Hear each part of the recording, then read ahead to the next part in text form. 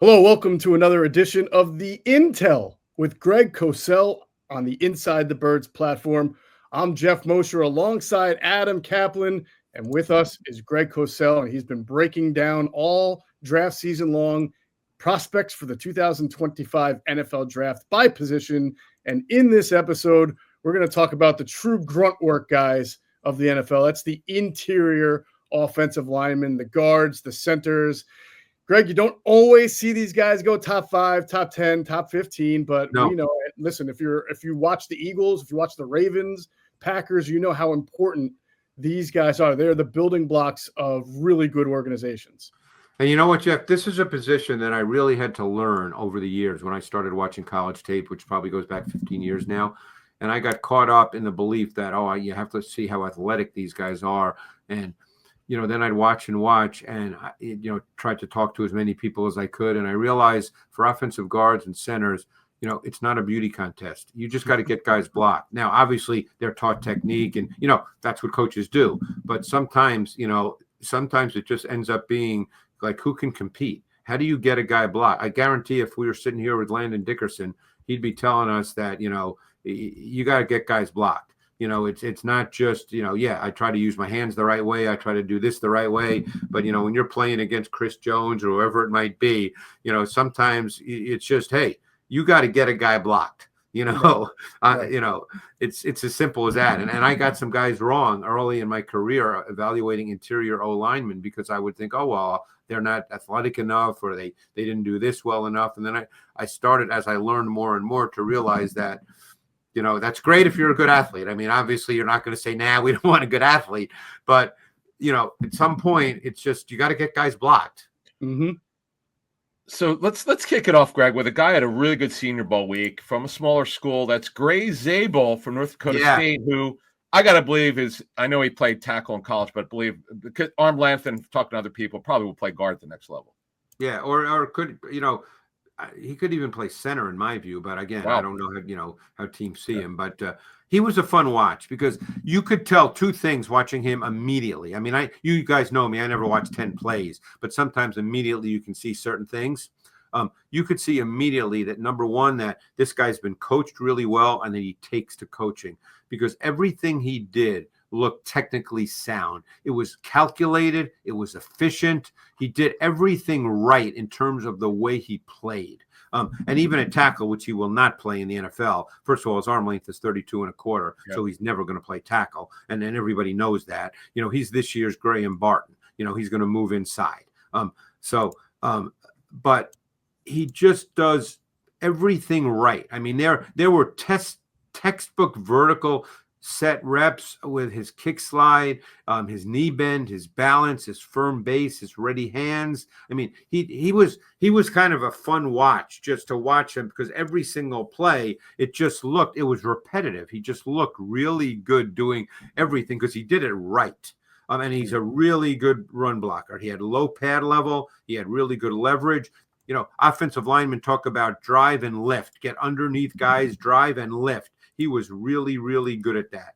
He was just a good football player. Now, you can get into the lower level of competition because there will be people that will remember Dylan Radins coming out of the same school a few years ago. Everybody knew he wasn't going to play tackle, and he's essentially not been a good player for the Titans. They moved him to right guard. He wasn't very good there either. So, he might be out of the league soon. So, there are concerns, with the smaller school, but I think Zabel's I think he's a good player. I think he'll end up being a solid pro.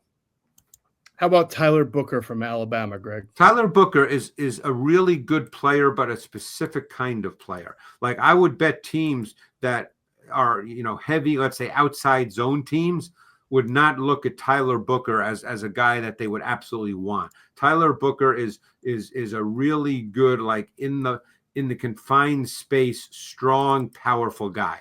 That's his game. Not that he's unathletic, but you're talking about a guy really that's got physical traits to play, sort of confined space. He's got an outstanding playing personality. I mean, he finishes with a competitive edge. Like if you're a team that runs a lot of inside and mid zone and gap scheme, I think TylerBooker is your guy. If Oh, you I run could a ton team of up with outside that. zone, like I would bet the Niners would not look at TylerBooker as a guy that they would say we have to have.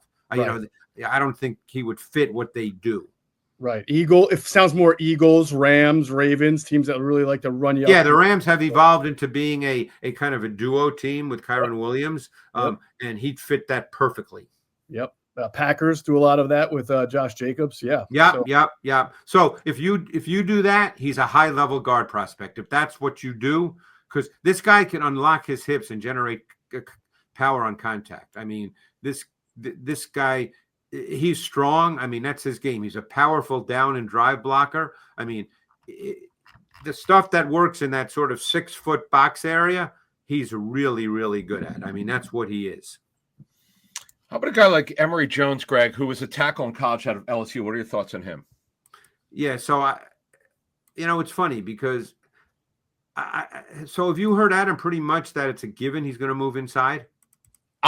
No, but I thought he'd play tackle, but then I hear other stuff, so I'm like, okay. Well, the only reason I say he's got some issues, believe me. I was only asking because the guy's big and his arm length is almost 35 inches. I know it's really good. I know. Yeah, I know. But he played more of a strong man's game as a pass protector. He was the kind of guy that he set his house with a strong, firm base. He does have good balance. He's got really heavy hands. He uses that independent arm technique, which is taught where, you just immediately strike right away just to, establish control early in the pass set, and that minimizes counters at times. And his power foundation was clearly evident as a run blocker, where his natural strength and his ability to generate force showed up. But this guy does not have core flexibility. When you get to the top of the pass rush arc, he tends to lose his balance and body control. That's where his issues really showed up. So I ended up, it's funny that we just spoke about this because now I'm reading my evaluation. My final line was, it would not surprise me if Jones was evaluated by NFL O-line coaches as a more viable offensive guard prospect than offensive tackle prospect, given his overall traits profile of size and length and play strength and demeanor, because he had some issues in pass protection. And if you have issues in pass protection, coaches are not going to see you as a legit tackle prospect. There you go. All right, good stuff. Greg, I'm very curious about your evaluation and your ability to see the right tape on the next guy, Ohio State's Donovan Jackson, who is a guard but had to play tackle because of the multiple injuries Ohio State had at tackle. So were you able to see guard film of him? Oh, yeah. Okay, because it was from the year before, right? I did Donovan Jackson in 2022 and 2023. So I've seen Donovan Jackson play guard, in 20 games. Right. And listen, they won the national championship. He did an admirable job filling in a tackle, but he is not. I don't see him being a tackle in the NFL unless you see it differently. No, although he did a good job. I mean, it was interesting to watch it because obviously I watched a ton of Ohio State tape. Right. I think this guy's a day one starter and is going to be a 10-year pro. I mean, this guy to me is a really good guard. I mean, he was a 5-star recruit. I mean, he was a top 25 prospect coming out of Texas, regardless of position. I mean, this guy's there's nothing not to like in my view about Donovan Jackson. He's got great length. He plays with great leverage and control as a run blocker. He generates what I call short stroke strength and then movement power. His athleticism showed up in pass protection. He's got quick feet. He can mirror. He can redirect. He's got strength to anchor. I mean, to me, this guy he's one of those guys. I mean, I don't see a problem with this guy. I mean, I really don't. I mean, again, I'm sure coaches nitpick, and they know more than I do. But I just see this guy as one of those day one starters, and you're good to go. Non-scheme specific, you like him on outside zone as much as inside? I think he can do anything. I think I don't think he's a scheme specific player, unlike Booker, who I think scheme specific. Right. I mean, I guess it shouldn't be a surprise, Adam, if he went a little higher than most people thought. Given his pedigree, go ahead. No, pedigree. Yeah, that school, the tape, as Greg talked about, is really good. And this is a class, again, there's it's been a measurables draft where a lot of these guys don't have the ideal arm length. He's perfect to play guard. I mean, he's a day one starter. He's one of the top offensive linemen in this draft. It's just that guard typically doesn't go as high. Yeah, I mean, the funny thing too is you talked about playing tackle, which he did, and he played it for many games because Simmons got hurt in the 6th game of the season. I mean, he had some really good one-on-one pass protection snaps against James Pierce of Tennessee. I mean, he basically ate him up. This guy's just a really good football player. I mean, like I said, I don't know the kid, so let's assume good things. If all that's good, I think this is a really clean prospect. I think you draft this kid and he's going to play left guard. Could he play right tackle? He certainly played left tackle at a decent level. I mean, he'd be considered a little short, for tackle. He's 6'3" and 5/8. You normally guys like tackles to be 6'5" plus in this year of the NFL, Adam, as you know. Yeah. Could he play right tackle? I bet he could. I mean, his arms are over 33. He's got a tremendous wingspan of 83 and 3/8. That's why I brought it up. Yep. Yeah. So, man, if he is available at 32, I mean, the Eagles have to, knowing what they value and what they're looking at right guard right now, it would be hard, I would think, for them to pass unless they just had somebody rated so much higher. But this is, I mean, I just think this guy's a really, really good player. Yeah. It's interesting. The Chiefs, who pick at 31, they have offensive line challenges. That's a team that, to me, they trade Tooney, Juwan Taylor. This will be his last year at right tackle. That has not worked out well. Mm-hmm. They're a team, Jeff, as I sent it back to you, that needs offensive line help. That I don't think he'll make it to them, but that would be a great pick. Yeah, I'm with you, Adam. I think the only thing that maybe is starting to, because some of the tackles we talked about could also play, whether it's the LSU kid, maybe that's why he's not maybe listed as higher, because they may take some of these tackle prospects and play the guard. But the thing is, Donovan Jackson can play guard. I mean, it because he played it. Yes. You're not questioning, how he'll do. Yeah. Right. Sky Motor Cars in Westchester is a different sort of dealership. All it takes is one look at their Highline pre-owned vehicles that people all over the country want and need.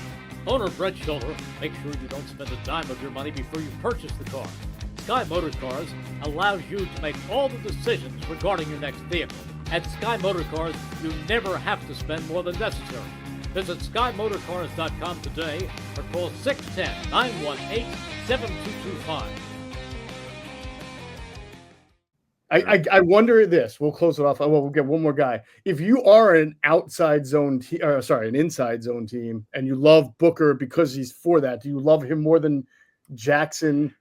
That's possible. I mean, again, now you get into specifics of how teams play, philosophy, Jeff, and that's something we don't know. I mean, do the Rams, you mentioned the Rams, do they think that, and again, we're just using this as an example. We're not saying the Rams are drafting either one of these guys because we have no idea.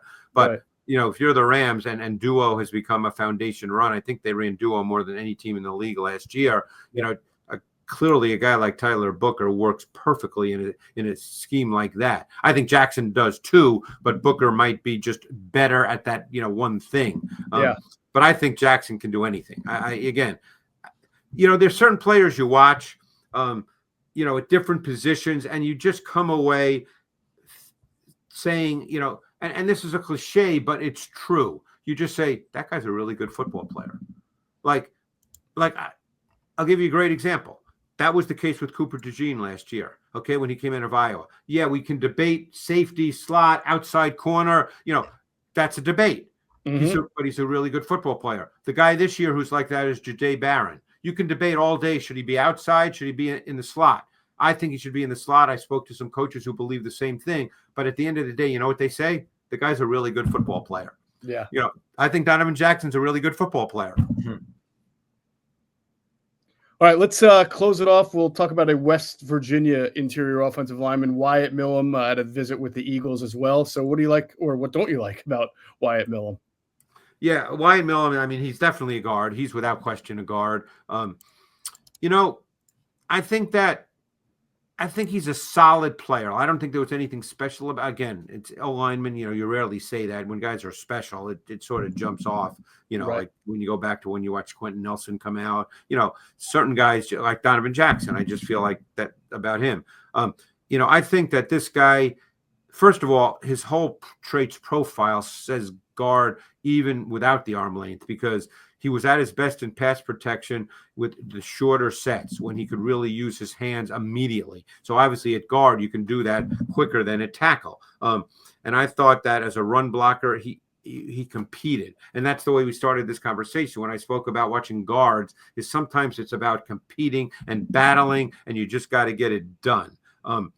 So I think this guy has a chance to be that kind of player. I think there's some concerns about his game. I don't think he has great mobility and balance working up to the second level, where you've got to, you got to block guys. I think he needs that kind of work. So again, I don't do where guys get drafted, but to me, this guy, could he be a day 2 pick? Sure, he could be. But I think he'll need some work. I think he's a guy that, let's say you said the Eagles brought him in. Let's say by chance the Eagles drafted him. My sense is he wouldn't be ready to start at right guard. I don't think he'd be ready to do that. I think he would need some work. Jeff, what's fascinating about this guy, and this is the strangest of this class, he's 6'6.5", but his arm length is only 32 1/8. That is crazy. It's crazy. Wow. Yeah. He was a big-time recruit. When he went to West Virginia, that was viewed as a coup. Oh, really?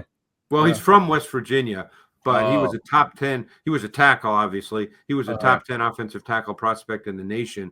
And he started at right tackle as a freshman, then moved to left tackle as a sophomore. And, he finished his career with 35 starts at left tackle. So that's where he played. And look, he had some really good snaps against Abdul Carter in the first game of the season. I know, Jeff, you watch Penn State. They always seem to play West Virginia in the first game of the season. He had some really good snaps. But his snaps are best with the shorter sets. When he gets into those vertical sets, he struggles. Mm-hmm. All right. Greg, great stuff. That is the interior offensive line class, and we will see what happens on draft day, weekend, whatever you want to call it, with this group. Once again, for Greg Cosell and Adam Kaplan, I'm Jeff Mosher. You've been watching the Intel with Greg Cosell.